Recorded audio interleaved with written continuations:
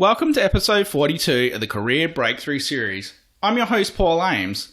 And to show your ongoing support, guys, it'd really mean the world to me if you could subscribe, rate and review my show on either iTunes or on YouTube. If you're on YouTube, click the subscribe button at the bottom right now. That would be amazing. So in today's episode, I've got Michael Bonsu on the show. So Michael grew up as a shy and introverted child, but he always had that strong, supportive and driven family background that was helping to push him along and help him break out of his shell.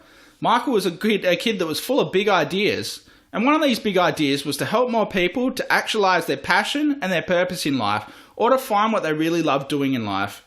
Michael believed by really actualizing your passion and bringing your passions to the forefront, we will all have a society that utilizes its strengths instead of focusing on its weaknesses. So Michael then formed and co-founded Nector, which is an innovative marketing and consulting agency, which is all about setting up a culture for innovation. Michael then created the book 365 Days to Level Up Your Purpose, which really focuses on some of the stuff that he's gone through that's really helped him live the life that he's currently living and to create the amazing results he's getting in his life. So this was an incredible episode with Michael. I really loved sharing the content that he got in here and some of the great advice that he shares. So guys, without further ado, let's get into the interview. I'll see you on the inside. Guys, welcome to another episode of the Career Breakthrough Series. I'm your host, Paul Ames. And if you guys have ever wondered how to really level up your purpose and to find your passion and purpose in life, my incredible guest on the show today, Michael Bonsu, is really going to help you with that. So Michael is the co-founder of Nector, which is really digital marketing, an amazing platform to really help businesses and people connect a lot better. So Michael, thank you so much for agreeing to be on the show. It's an absolute pleasure to be able to share your journey. I know we're having a bit of a chat off camera about the amazing things that you've done and what you're working towards. And it seems like a very similar kind of path to what I've gone through, or many of us have gone through with our high school times and the tough times. So thank you for that, man. Thank you so much for inviting me, Paul. I really appreciate it after seeing all the, breakthroughs you've had with your podcast, and it really inspired me to want to kind of come up and share my ideas. And I love sort of being in contact with people who actually are courageous, put themselves out there and kind of, share their passions with the world. So that's what I'm all about. Awesome, Michael. Well, thanks for that, man. I appreciate that. So, Michael, if you could just give us a bit of a background, a bit of a history into, what was the big founding idea for Nectar and what were some of your biggest influences on your career growing up?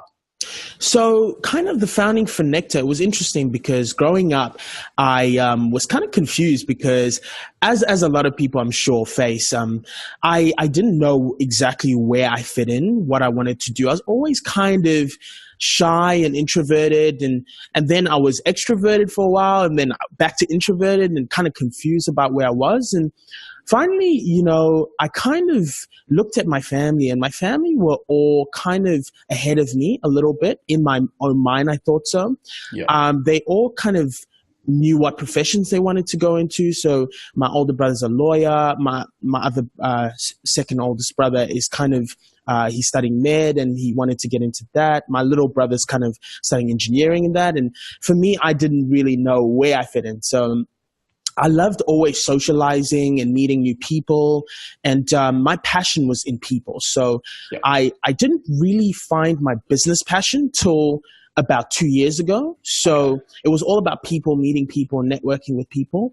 And then eventually, as my degree went on, so I'm studying a Bachelor of Commerce, I started to slowly understand that my mind was more entrepreneurial and innovative. Yep. So from there, I said, look, why don't I start a business with people, centered around people, helping people, but also helping businesses to communicate with people. So from there, I thought, let's look at the digital world. So search engine optimization, social media marketing, branding. How can businesses communicate better with society and add more value as opposed to the old model of just focusing on profits and sort of, people being expendable. Yeah. So I started this and we started to get a brand, and we started to kind of personalize it, as with my business cards here, we have at the bottom Money Mike. So that was my childhood name growing up. So I said, with my branding, I want to make it as authentic as possible and as true to me as possible. And I think once you do that, it kind of pierces through the market and people sense that you're authentic with what you're doing. So Definitely. That was kind of my journey growing growing up and my journey to where I'm at today. And this year has been a phenomenal year for me. So I just want to kind of share that with other people as well. So hope that answers your question. And also, some of the influences have been Gary Vaynerchuk, Nelson Mandela, Martin Luther King, people who are just courageous enough to step out there in the world and share their value and give back to other people while still, keeping that persistence and resilience that you need to get through in this life. So yeah, definitely. That's really who touched me. Yeah. That's awesome, man. And what amazing influences as well. Like, as you say, that courageous attitude and those amazing personalities that have come through. Yeah, you couldn't ask for better people to help you. Exactly. Yeah, and it's funny, like I can relate to, as soon as I heard you say that about going from introverted to extroverted to introverted, I found that a lot of that really relates. This is why I love, being on this interview with you today, because a lot of it actually ties in, I feel, to me. I was exactly the same through high school. And I think a lot of it for me was not having a sense of direction, not having a sense of guidance or someone to help support me in my journey or help me with, understanding my passions or something that, could help me in my career or my life. And so as a result, I kind of hid in a shell until I figured out what I wanted to do. Something, I always share this, was something switched in my head when I hit 30 and I went, I need to sort out what I want to do with my life. I've got a big impact. So, yeah, I can completely relate with that, man. That's really relatable for a lot of us, I'm sure. Yeah, that's awesome. Yeah, I think a lot of us do go through that, and some are more late bloomers than others, as you mentioned. And it's important for people to kind of understand that it's never too late to turn things around and to kind of train themselves to have that courage. Because it's like what I found in my journey. I'm still young and still learning, but what I found is that it's really not about talent, or it's really not about who's the smartest. It's really more about who's, courageous enough to step out and try. You're going to fail. You're going to fail and fail and fail and fail fast. But those who get up and keep going will win at the end. That's what I've seen. So, for instance, I'll give you another story. Like, I actually failed my driving test 10 times before I passed it, which was really soul crushing. Yeah, I can imagine. Because I really wanted to kind of drive and kind of, I know it sounds kind of silly, but I would always feel kind of bad catching public transport when everyone was driving, and it was soul crushing. And time after time after time. And then on the 11th time, something was so different. I felt so courageous, and I felt like, look, I don't have to struggle. I can do this, And something came to me, and I was very courageous, and I passed my test. And lo and behold, I started driving, and it just taught me a lot of things. Like, it's not about who's the most skillful. It's about who can be the most resilient and go through things and then come out at the end on top. So that's my philosophy for moving forward. I think no matter how many times I fail, I'm going to get up and keep going and share my value with the world and get out there and try my best to put myself out there. So that's what I've learned along the way. So I think that ties in with what you've been saying. Definitely, man. Yeah, what an amazing set of values to have as well. And I think, like the old saying goes, the only one who can stop us succeeding is ourselves. So, exactly. Yeah. So just leading on from that, I know we're just touching on, finding your purpose. I know you've got your incredible book, 365 Days to Level Up Purpose. I'd love you to touch on that and explain what were the biggest drivers for creating that book were, and, how you feel that that's going to make a massive impact in the world. So this one is really interesting because my writing skills were always kind of there, but I didn't really think I had much to share. And when I started to write, it started to flow. Yeah. And I was like, wow, okay, this is really something I can use to communicate with the world and help people change. So I came through a lot of ideas that we could use, resiliency, passions first, purpose, finding your truth, things like that, small insight like that can help people kind of get from where they are stuck in the rut and move up. And I feel in the university community, which I'm in, a lot of people kind of just study degrees because their parents have told them to, or someone has encouraged them to. But they really don't actually feel passionate about what they do. And then they end up really getting bad grades and not finding jobs and things like that. So I kind of want to switch that around and kind of help people with this book to find their own passions and put that into, you know, creating a career for themselves. Because I believe that with this book, people can find their passions. And with that 365 journey, they can actually change that into a purpose and change their direction and make that a career breakthrough. So that's really what I feel the book will do for people, is to, whatever age you are, it doesn't matter. Once you read my book, you'll understand that with these insights, with these truths, these sort of universal truths, you can apply to your life to find those passions that help you to wake up in the morning, not, you know, being kind of, you know, I know a lot of people on Sunday, you know, they feel kind of depressed because next day's work. You don't want to be like that. You want to kind of find your passion and work towards that and make it a career for yourself, that you can wake up every day rejuvenated and ready to get up and go to work. So that's kind of what my book's for the young people to kind of find their purpose and passions.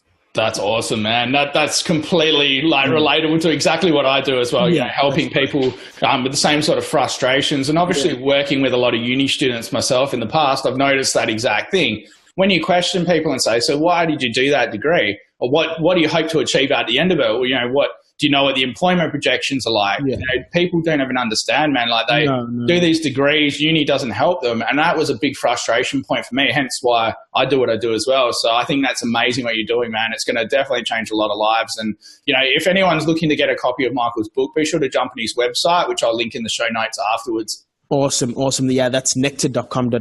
And also, if there's any people that need services in the digital marketing place, we're a growing business and we're focusing more on innovative structures. And moving forward, businesses will need to adopt communication with the world on digital platforms. So you can also find us there.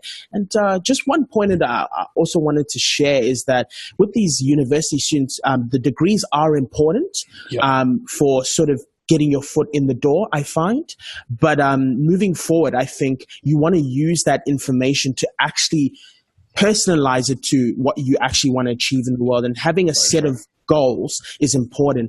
I like to talk in my book about micro and macro views. So micro goals are kind of get that university degree, get that license, get yourself going. And the macro goal is, do I want to be an author? Do I want to be a speaker, a business person? You need to have both micro and macro goals that link together to get you on the direction. And you've got to do the things that are actually leading you onto that path. So for instance, for me, I'm studying a uni degree, but I decided to also put out a business and also be an author, because my macro goal is to be an author and a speaker within business. So if you're not doing those things that are in line with your path, then you're not going to reach it. So I urge people that are listening to kind of move in line with where they want to go. So you want to do the exact things that are going to get you, instead of doing things that are kind of relevant, but not relevant to where you want to go. So that's what I wanted to share, Paul. Yeah, so true, man. And it's all about taking those small actionable steps to get there as well. That's right.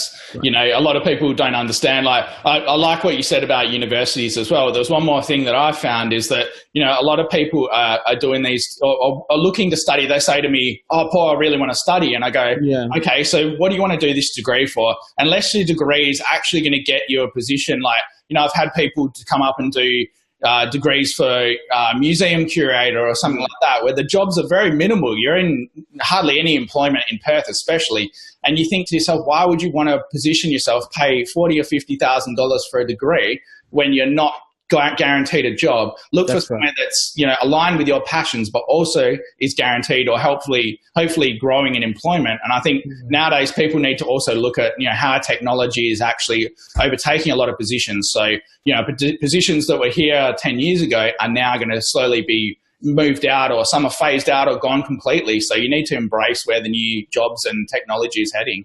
Yeah. And also, on touching on that point, people also need to surround themselves with like-minded people, and also with people that kind of kind of challenge their beliefs so that you don't get stuck in what you're believing. So with me, I have an awesome team. I have a team, 5 team members. So one is Kai, the others Orlane, Erin, and Carly, who's our new member. So all those people have different skill sets, and I know I'm really into business development and sales and people skills, but they kind of bring it all together because they all have their different skills, and then we all work together as a team to penetrate through the market. So that's what I would urge people: find a team that not only is like-minded to you, but challenge your beliefs as well moving forward. So true. And I always remember, I know a lot of business owners listening, or a lot of people listening in business will be thinking, oh, but those people can't do it as well as me. That's right. I always remember the old thing. If someone can do your job 80% as well as you, hand it over to them and free yourself up to do the things that you excel in. Like Michael shared, that's great advice. Being able to have these team that have these alternate skill sets or different things to what you're doing and be able to incorporate that into the bigger picture. So that's great, man. Because sometimes we have these blind spots which we don't notice, and we need people to kind of be there to direct us or push us into what we already know. Definitely. Which growing up was really helpful because my second oldest brother, David, he really helped me to kind of understand what my blind spots were. I kind of knew the direction I wanted to go, but certain things I wasn't looking at, he brought attention to, which helped me to move forward. So I think it's important to have those type of people around you to challenge your beliefs and put you in the right direction. And also with business, a lot of business owners suffer from working in the business, and then they forget to work on the business, which is brand, innovation, culture, and that sort of thing. So that's also an area within both personal life and business where we struggle when we have blind spots. So true, man. So Michael, I can imagine you've gone through your fair share of mental roadblocks or tough difficulties in your life. What would you say would be the biggest mental roadblocks you think you've overcome, and how do you think you successfully overcome those? So some of the roadblocks I've dealt with are being more confident. So I used to be very, very insecure and not able to speak to people. And I kind of had to get over that by putting myself out there.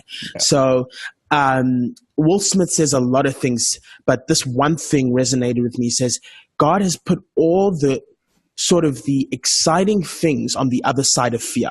So all your dreams, all those breakthroughs are all on the other side of fear. And I find that when I put myself in the positions that I'm afraid about, it's just a mental frame. And eventually you get to that, you get over that fear. And on that other side is the breakthrough. So with my philosophy, whether it be lack of confidence, whether it be, problems with family, or all those sort of things that I've faced in my life, kind of being alone sometimes and kind of having to put myself out there, being afraid to do so. I've learned to put myself in those positions to get over those fears. So those are some of the little things that I've faced in my life. And some of the big things have been sort of failing at like high school, like year 8 and 9, kind of not knowing exactly what to do, failing, units and classes, and in university failing some units and classes till recently. And, it's been challenging, but I have gotten through them mainly by putting myself in that red zone of fear and getting through that and just, getting past that fear. That's awesome. So that's how I've kind of broken through those little things that I've gone through in my life. That's brilliant, man. Massive congrats on being able to push through that and work through those barriers. I mean, it's a lot of the time this overcomes people, and hence why a lot of people aren't achieving the lives they really desire, or they're not on the path to it because this fear is holding them back. It's often just our own things in our own head and not really perception of what reality is. So, that's great, man. You should be proud of going through all those thank you. blocks. So I got another bit of a random question, obviously coming from the career counseling background. It's called the miracle question. Okay. So imagine if you went to sleep tonight and overnight a miracle had occurred. When you woke up the next day, everything you ever wanted or anything you wanted to impact in the world had come true. What would be that biggest impact you wanted to make on the world without any mental roadblocks or without any financial difficulties holding you back? And why would it be so important to you? That's an awesome, awesome question. I would say if I had woken up and everything had been done, I would say one thing. People that I walk past would all be smiling and happy because they'd found their passions and their purposes in life. Yeah. Because I feel that it's not about the money, it's not about the success. It's about finding what is so true to the core of your being that makes you just so joyful that you can't help but share.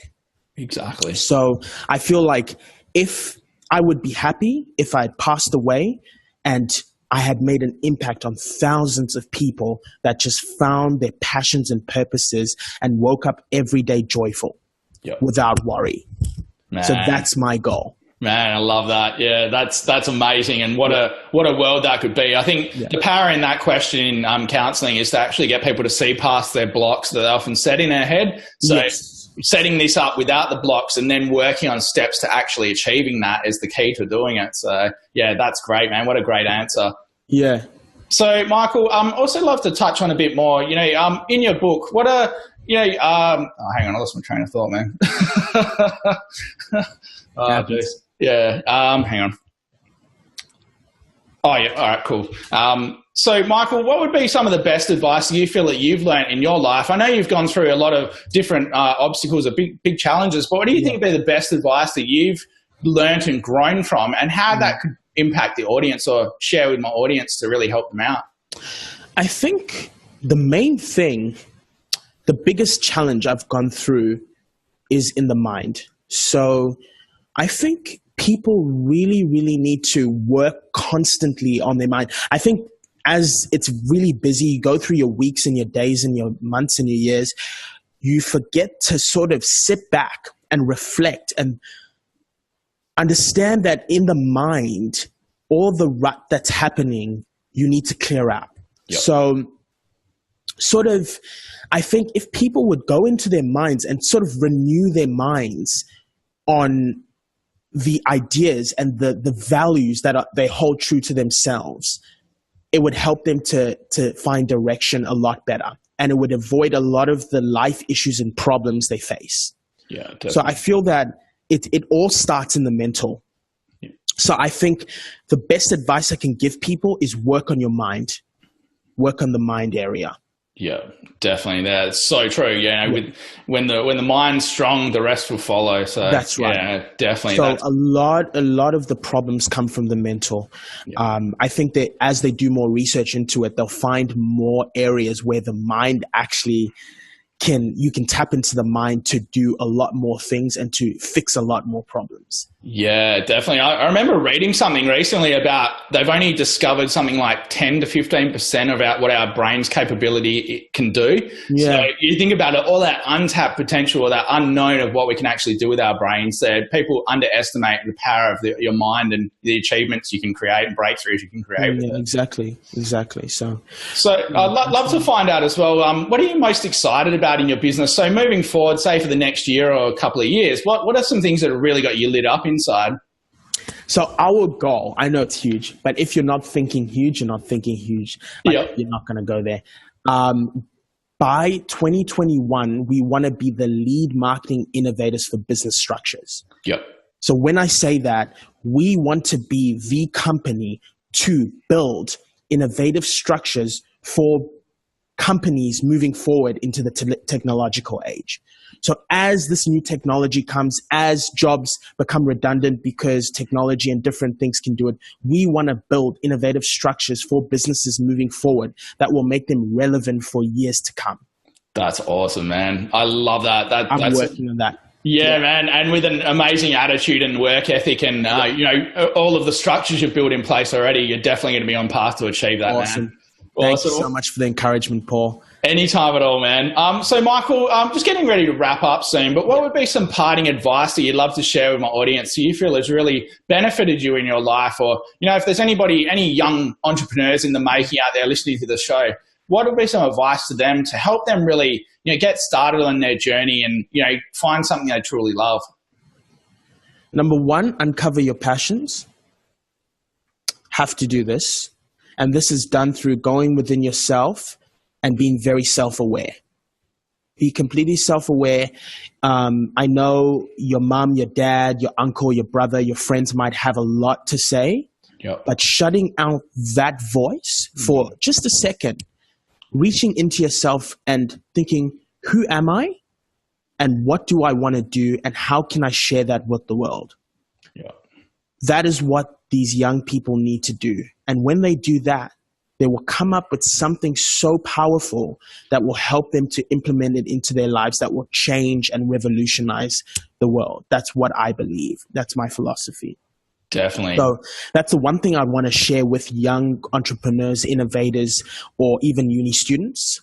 And moving forward in general to your big audience, I'd want to say that you need to kind of find a bigger purpose for why you're doing what you do. It can't be about finances. It can't be just about yourself. It has to be something deeper than just yourself. So I'm a man of faith, and I believe in God.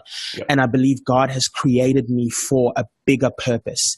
And that's what drives me every day. So you're not going to make it to that big picture goal if you don't have that bigger purpose, bigger than yourself. You know, so that's those are the two things I'd want to leave with people that are listening to our interview today. Definitely. That's great advice as well. And I often say that to a lot of clients as well, especially with the financial thing. When I get people saying, oh, I want to do this for this money. And you go, I understand that you've got to live and you've got to get by and you want to get ahead. But if that's the sole purpose and the sole reason you're doing something in a career, you're going to reach a tough time or something that's really going to stump you in that career or disappoint you. And you're just going to give up because you don't have those backing reasons why you're doing it or something strong enough that's going to help push you through those tough times. So yeah, exactly. Great advice, man. Awesome. Michael, it's been an absolute pleasure and honor sharing your journey, man. I've loved talking to you and I can relate to a lot of the things you're saying on a personal level as well. So thank you so much, man. I'm really looking forward to sharing this interview out with everyone. And guys, be sure to have a good listen to some of the advice Michael shared, especially young and up and coming entrepreneurs. There's some really great advice and gold in there for you. Thank you so much, Paul. I appreciate you, taking the time out to interview me, and you seem like such a strong, like-minded person. I feel like you're going really far with your podcast, and I think you have a lot to share, and you have a gift where you know what questions to ask people, and you know how to bring out their value and share it with your community. So I feel that you, moving forward, just have courage and keep going because you're going to make it, man. And my last point, I just want to share with you my business partner here is with me, and he set this up. Kai, do you want to come up and share yourself and say hi? So that's Kai over here, and he said, "Hi, Kai, how are you?" So I just wanted to kind of, I wasn't the only one who set this up. He was here too. So awesome. I just introduce him as well. So I thank you so much, Paul, for you letting me be on your podcast and share with you. Awesome. Well, thanks so much, guys. It's been an honor getting to know you as well. So, looking forward to staying in touch. And definitely. Everybody, stay tuned next week where we've got another incredible guest who's really going to help you break through these levels in your career. So stay tuned then.